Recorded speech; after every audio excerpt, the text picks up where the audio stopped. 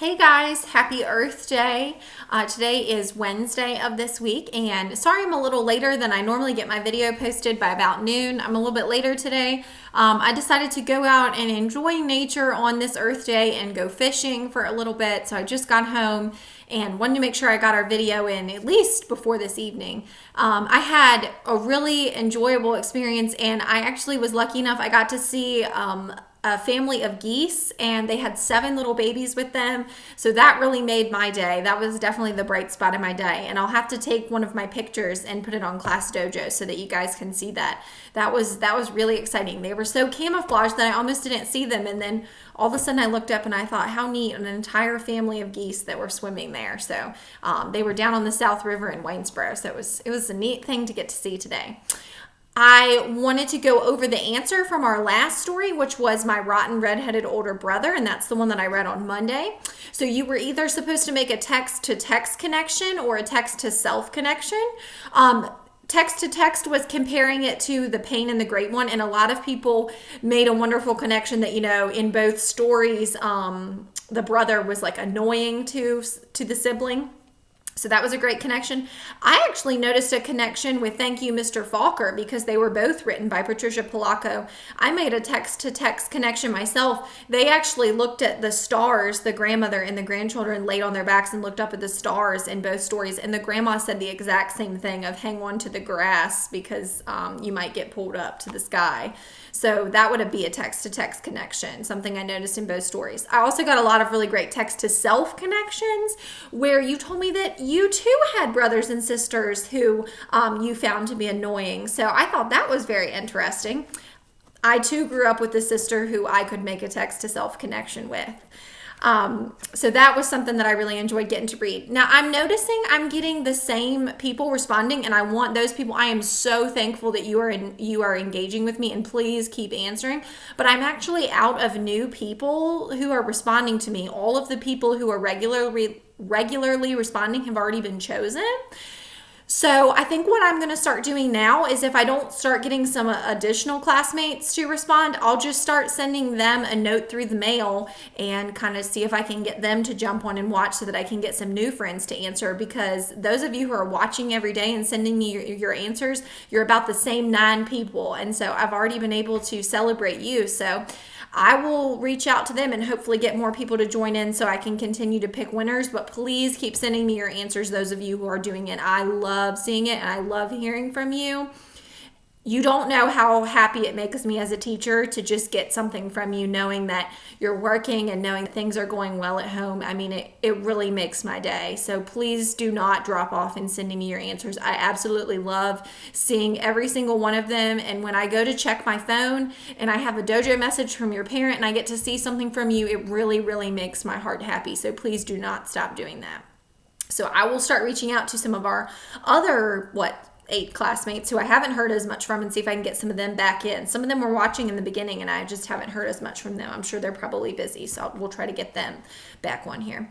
The story that I wanted to share with you today is called A House is a House for Me, and the author is Mary Ann Haberman. So I hope you enjoy this. A house is a house for me.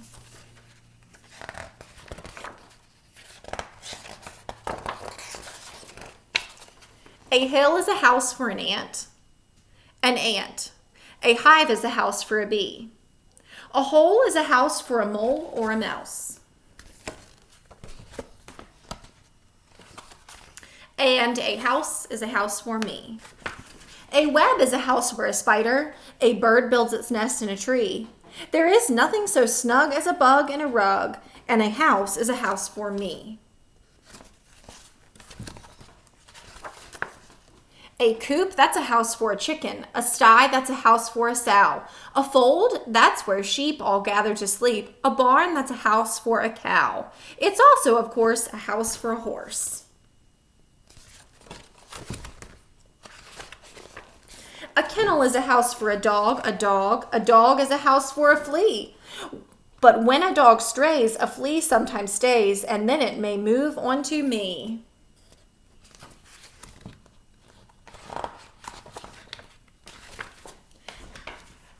house for rabbits are hutches. A house for a mule is a shed.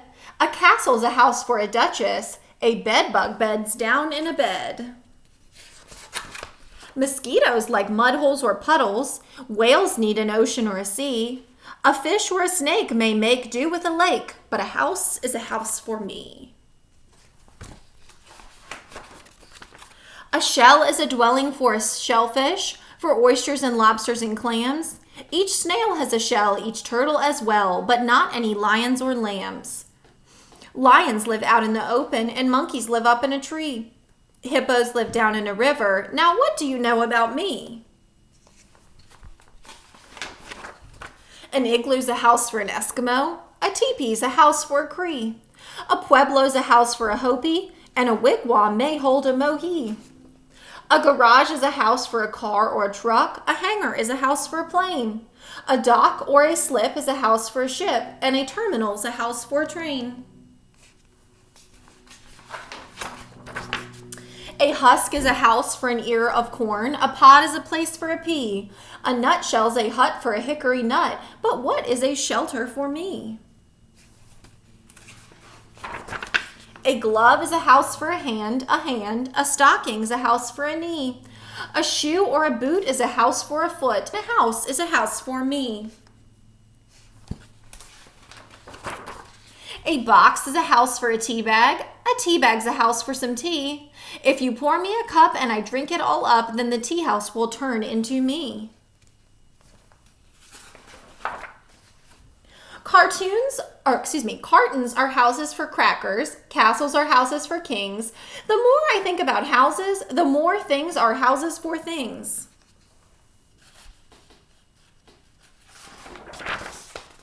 And if you get started in thinking, I think you will find it is true that the more that you think about houses for things, the more things are houses to you.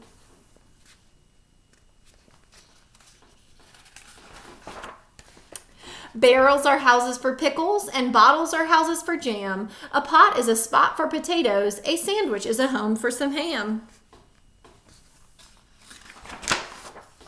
The cookie jar is home to the cookies. The bread box is home to the bread. My coat is a house for my body. My hat is a house for my head. Perhaps I have started far-fetching. Perhaps I am stretching some things.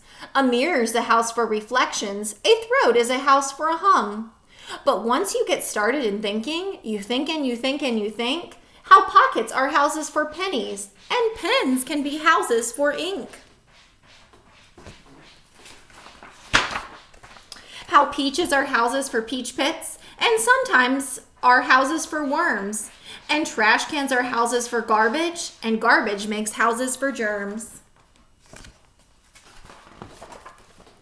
And envelopes, earmuffs, and eggshells, and bathrobes, and baskets, and bins, and rag bags, and rubbers, and roasters, and tablecloths, toasters, and tins.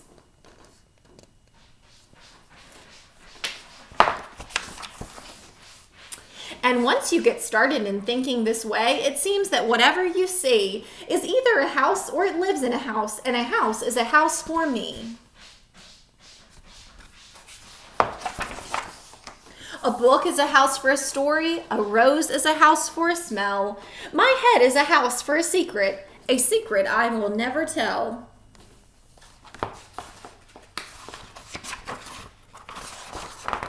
A flower's home is in a garden. A donkey is at home in a stall. Each creature that knows has a house of its each creature that is known has a house of its own. And the earth is a house for us all. Good little Earth Day story there, because the earth is the house for us all. And we know how important it is that we must take care of and must give back to our earth so that it can continue to be a house for us all. My challenge for you today is to share with me, there is an element of poetry that is present in this story. And if you think back to when we did the poetry unit, remember we made those poetry flip books and we got to pick out the bright colored paper and we cut the little flaps and we talked about all the different elements of poetry. I'm going to ask you, what does this poem have? And I'm going to give you 3 answer choices. Does this poem have stanza? Does this poem have verse? Or does this poem have rhyme? Okay, which one of those three poetry elements was present in here? Stanza, verse, rhyme. Think about what you could tell from when I was reading the poem, okay? So think about it. What poetry element was present in here? Even though this wasn't really written as a poem, it has an element of poetry that was present. So think back to those flip books. We used to do Around the World with them, and I would read something off, and you would be fast to blurt out what was the element of poetry that was there. So what element of poetry was present in that story that I shared with you today? I look forward to hearing back from you. I'm going to list those under the video as A, B, and C. And just you can send me which one is present, or you can just send me the letter in front of it. Okay, tomorrow I will be back on, and hopefully maybe I'll have some new friends, so I'll be able to add some people into the participation, and I'll be able to draw someone new. But rest assured, those of you who are watching, I'm going to reach out to our other friends and see if I can kind of pull some of them into it as well. All right, have a good afternoon.